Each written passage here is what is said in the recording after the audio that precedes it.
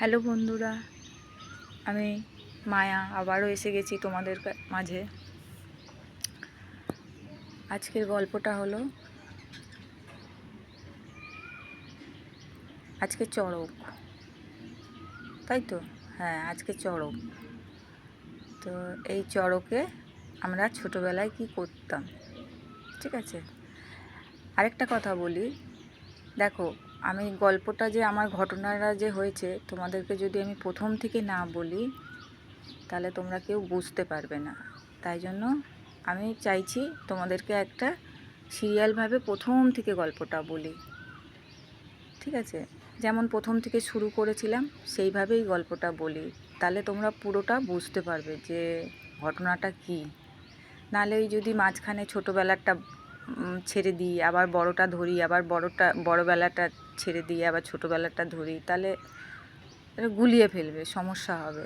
তাই জন্য আজকে সেই আবার প্রথম থেকে শুরু করছি, যেগুলো আগেও বলেছি এখনও বলছি।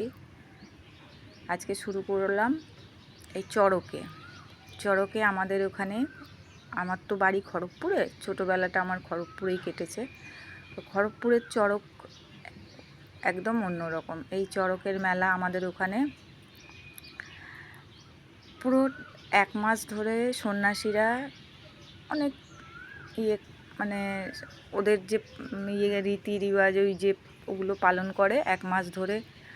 আগুনের মধ্যে নিজেদের মানে বিভিন্ন রকমের, না দেখলে সেগুলো বোঝা যায় না। তো আমরা ছোট থেকে ওই জিনিসগুলো দেখেছি। তো এইখানে চড়ক দেখি একটু অন্যরকম। ওই চড়ক আর এই চড়কের মধ্যে অনেক পার্থক্য আছে এখনকার যে চড়ক হয়। যাই হোক, চড়কের মেলাতে আমরা খুব আনন্দ করতাম। তারপরে আমাদের সারা মাস, এই চৈত্র মাস সারা মাস সন্ন্যাসীদের সাথে, মানে সন্ন্যাসীরা স্নান করতে যাচ্ছে, তাদের সে ঢাক বাজিয়ে তাদের সাথে যাওয়া, এসে আবার ওরা ঠাকুরের পুজো করে, সেখানে প্রসাদ দেয়, সেই প্রসাদ খাওয়া খুব ভালো লাগতো। তারপর যাই হোক, তোমরা কে কীরকমভাবে চড়কের মেলা দেখেছো আমি জানি না, চড়ক দেখেছো, কিন্তু আমরা যে ছোটোবেলায় চড়ক দেখেছি এখনকার চড়কের সাথে মানে অনেকটা ডিফারেন্স, অনেকটা। মানে জানি না এখন হয়তো ওখানে কীরকম হয়, আমি তো আর এখন খড়গপুরে থাকি না, আমি এখন থাকি হালিশহরে। তো আমি জানি না এখন ওখানকার জিনিস সব পাল্টে গেছে কি না। যত দিন যাচ্ছে সব কিছু তো পাল্টে যায়। আর অনেক বছর, ধরো 30 বছর তো হবেই।